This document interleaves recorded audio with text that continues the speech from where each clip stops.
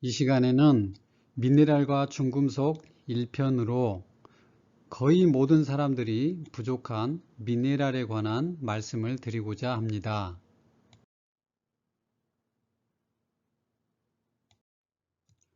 이 그림은 원소의 주기율표 그림입니다. 총 118가지입니다.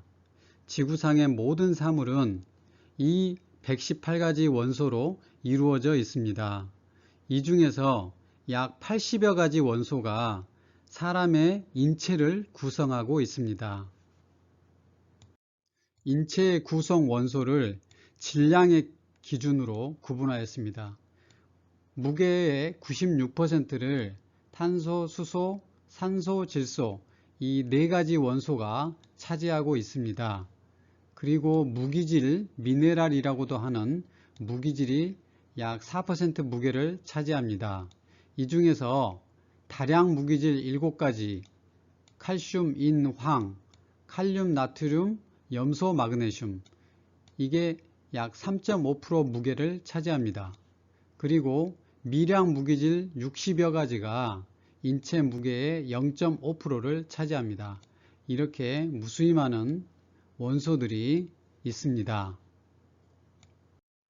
무기질이란 무엇일까요?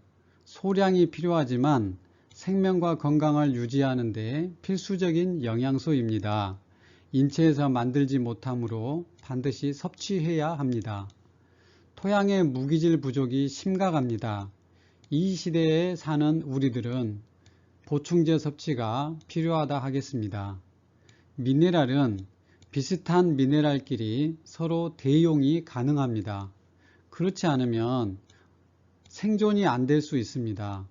어떤 무기질을 섭취를 못했을 때 그 무기질과 성질이 비슷한 다른 무기질이 있으면 그 무기질 대용으로 사용할 수 있는 것입니다. 대신에 효소 기능은 대폭 감소하고 때로는 독작용이 일어날 수도 있습니다. 우리 몸은 매일 영양소 약 90가지가 필요합니다. 60종류의 미네랄과 16종류의 비타민, 12종류의 필수 아미노산, 3종류의 필수 지방산, 90가지 중 한 가지라도 부족하면 영양 부족이 올 수 있습니다. 이게 심화되면 건강에 이상이 오고 질병이 올 수 있습니다.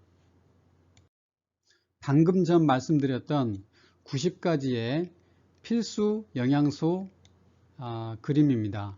60가지의 필수 미네랄이 이렇게 있습니다. 16가지의 필수 비타민, 12가지의 필수 아미노산, 3가지의 필수 지방산, 오메가3, 6, 9지요. 이렇게 우리 몸은 90가지의 필수 영양소가 매일 필요합니다. 미네랄, 즉 무기질의 역할은 무엇인가요? 조금 어려울 수 있지만 신체의 구성 성분입니다. 예를 들어 뼈를 구성하고 있는 대부분의 미네랄이죠.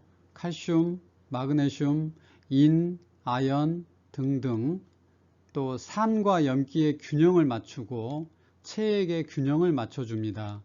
또 정기적인 성질을 띱니다. 삼투압을 조절하고 대사의 촉매작용으로 하고 효소의 구성 성분이 되기도 하고 효소의 기능을 보조하기도 합니다. 미네랄의 섭취가 부족해지면 어떻게 될까요? 질병 이전 단계에는 설명할 수는 없지만 불편한 증상들이 올 수 있습니다. 만성피로, 부종, 현기증, 근육의 경직, 불면증, 두통 등등. 또 심화되면 질병이 오게 되는데요. 골다공증, 당뇨병, 동맥경화, 치매, 암, 심장병, 부정맥, 고혈압 등 100여 가지 이상의 질병이 올 수 있습니다. 심하면 사망할 수 있습니다. 보통 우리들이 알고 있는 미네랄 몇 가지만 살펴봅니다. 칼슘이 부족하면 골다공증이 온다는 것은 알고 계시지요? 철분이 부족하면 빈혈, 마그네슘, 눈떨림, 나트륨, 고혈압, 부종, 많으면 그러겠죠. 크롬, 바나듐이 부족하면 당뇨병이 오거나 당뇨 조절이 잘 안 됩니다. 셀레늄이 부족하면 암이 올 수 있고 요오드가 부족하면 갑상선 저하증이 올 수 있습니다. 인체 내 미네랄 결핍의 원인입니다. 거의 모든 사람들은 미네랄 결핍이 있다고 생각합니다. 그 원인은 토양 미네랄 결핍입니다. 토양의 미네랄이 부족하면 농작물의 미네랄이 부족하고 따라서 섭취 부족이 됩니다.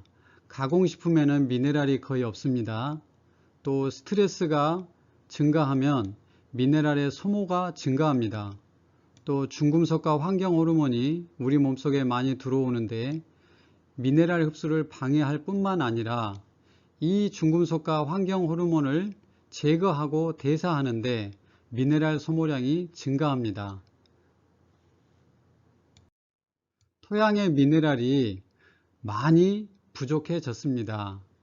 생산량을 늘리기 위해서 질소, 인산, 칼륨이 주성분인 화학비료를 5년, 10년 정도만 주면 토양에는 유용한 미네랄이 거의 없어진다고 합니다. 한 연구에서 아프리카의 땅에 미네랄이 74%가 소실되었고 100년 전과 비교했을 때 말입니다. 아시아의 토질은 78%의 미네랄이 소실되고 남미는 72%, 미국은 85%의 미네랄이 소실되었다고 합니다. 즉 100년 전과 비교했을 때 미네랄이 15%만 남아있다는 뜻이 됩니다. 화학비료의 사진입니다. 보면 질소, 인산, 칼륨, 질소, 인산, 칼륨 이런 생산량을 주로 늘리고 있지만 대부분의 미네랄은 없는 그러한 비료입니다. 사과와 시금치의 철분 함량을 비교한 것입니다.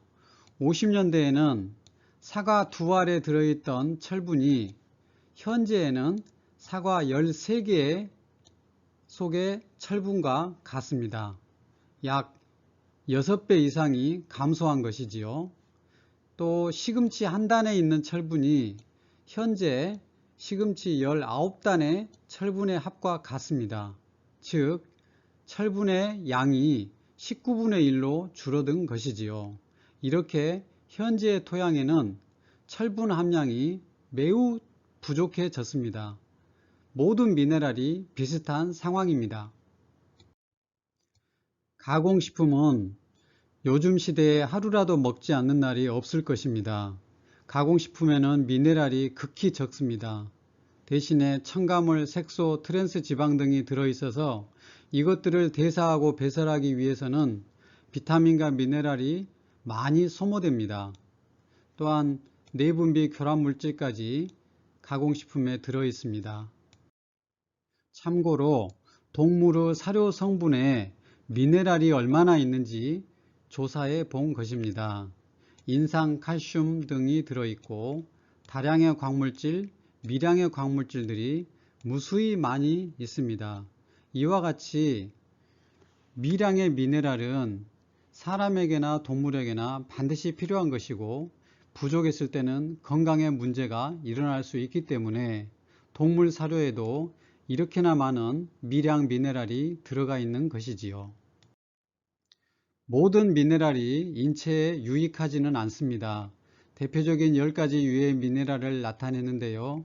이 중에는 비소, 알루미늄처럼 아주 극미량에서는 우리 인체에 필요한 그러한 미네랄도 있습니다만 조금이라도 많아졌을 때 우리 인체에 치명적인 건강 문제를 야기할 수 있습니다.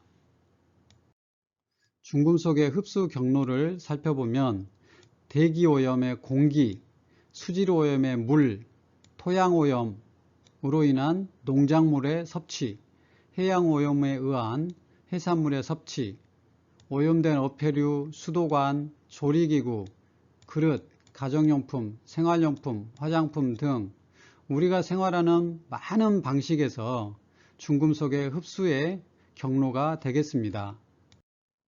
중금속이 우리 몸에 어떻게 해를 끼치는지 간단히 기전을 살펴봅니다. 활성산소의 촉매가 됩니다. 짧은 시간에 다량의 활성산소를 발생시켜서 급성 만성 염증을 일으킵니다. 그 염증에 의해서 수많은 질병이 일어날 수 있습니다. 효소와 단단히 결합하여서 효소 기능을 상실시킵니다. 그 효소에 의한 많은 대사 과정이 차단됨으로써 건강 문제를 일으킬 수 있습니다. 또한 직접 독성을 나타내어서 세포가 병들거나 죽을 수 있습니다.